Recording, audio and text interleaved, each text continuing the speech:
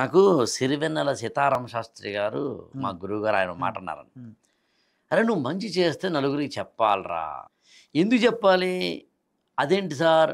ఉదాహరణకి ఒక అనాథాశ్రమానికి వెళ్ళి అక్కడ మనం బట్టలు పంచి పెడితే, పెన్నులు పంచి పెడితే అది ఖచ్చితంగా ఫేస్బుక్లో ఇన్స్టాల్లో పెట్టాల్సిందే.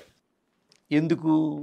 బొంబాయికి రాను అనే పాట ఒక ఆవిడ డ్యాన్స్ చేసినప్పుడు, ఓకేనా, ఒక పనికి మాలిన చపాతీ వేసి నేను ఎలా వేశాను అని ఒక వీడియో పెట్టినప్పుడు, నా ఒక ముష్టి ముదనష్టపు ఇంటిని చూపిస్తాను రెండని హోమ్ టూర్ పెట్టినప్పుడు, ఇలాంటి చెత్తంతా పెట్టే వాళ్ళలాగా నువ్వు కూడా సమానంగా ఒక మంచిని ప్లాట్ఫామ్స్లో పెట్టాలి, నలుగురికి చెప్పాలి.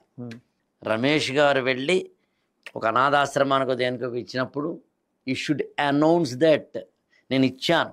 మిమ్మల్ని చూసి స్నేహితులు కావచ్చు, రిలేటివ్స్ కావచ్చు, అన్నోన్ పర్సన్స్ కావచ్చు, వాళ్ళకు ఇన్స్పిరేషన్ కలుగుతుంది కదా.